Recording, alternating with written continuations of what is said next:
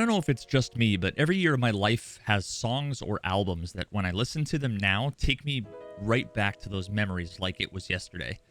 These artists and songs and the moments of my life that they're tied to are all responsible for shaping the music I enjoy and that I create today.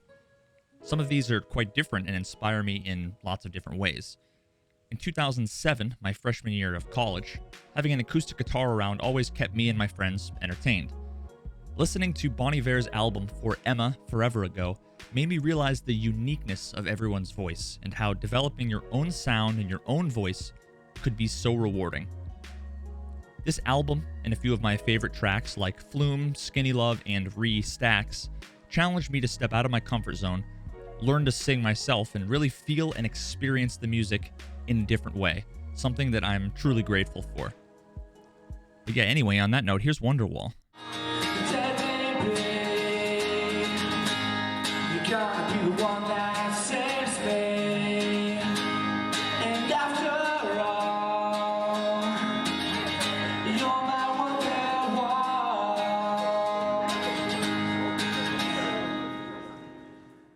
During my sophomore year when Kanye West's 808 and Heartbreak came out, it turned my understanding of percussion, composition, and songwriting upside down. How he was able to use and combine all sorts of disjoint and unique synth and percussion sounds with various vocal effects like auto-tune and layering in ways that were actually artistically, musically, and emotionally compelling, at least to me, was something that took me over a decade to fully understand and appreciate. A few years back, discovering Bon Iver's later album 22 A Million seemed like I had found the missing piece in an inspirational puzzle that I'd been unknowingly working on for most of my adult life.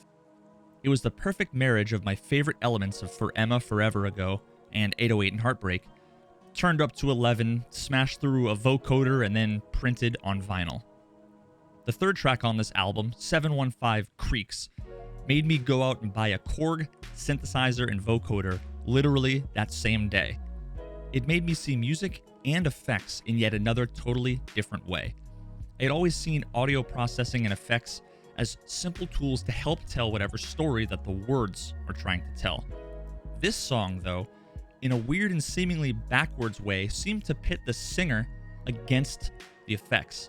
Singing through a heavily compressed and auto-tuned track jammed in parallel with a vocoder playing literally only 3 chords almost completely takes all of the humanity out of it. But at the same time, it almost seems to amplify that humanity in a completely different way. To me, it sounds almost like some sort of artificial intelligence becoming sentient and discovering something resembling humanity and emotion. I'm sure this is nothing what Justin Vernon was going for when he wrote the song, but that's what it means to me. Now, every time I hear this song performed, it gives me chills. I hope my cover of this track can do the original justice and give you a small bit of that feeling. Down along the creek, I remember something. The heron hurried away when first I breached that last Sunday. Low moon dawn, the yellow road.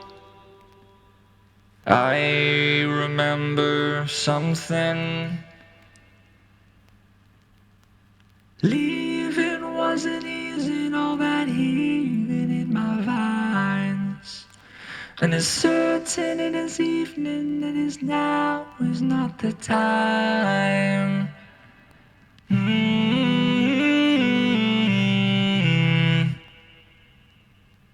And I'm toiling with your blood.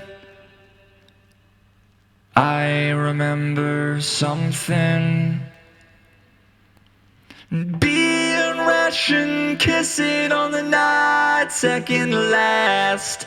Finding both your hands, the second sun came past the glass. And oh, I know it felt right, and I had you in my grasp. Oh, then how we gonna cry 'cause it once might not mean something. Love, a second glance, it is not something that we need. And honey, understand that I have been left here in the reeds, but all I'm trying to do is get my feet out from the crease.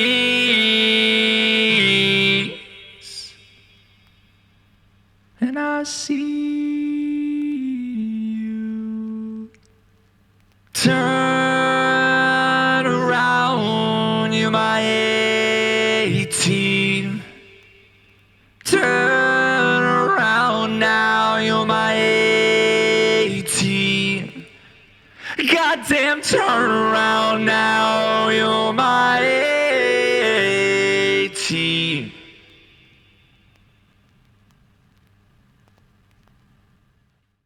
Now, looking at this song from a different perspective, stripping it down to a chill and ambient electronic lo-fi track consisting of only 2 chords and 7 words, let's reimagine this track as if Justin Vernon had never left the cabin that he secluded himself away in the winter of 2006 and 7, when he composed for Emma forever ago. But instead, in some alternate universe, he waited out the winter in that cabin into the spring, where he could write this track sitting on the bank of a now thawed creek in the middle of the Wisconsin woods.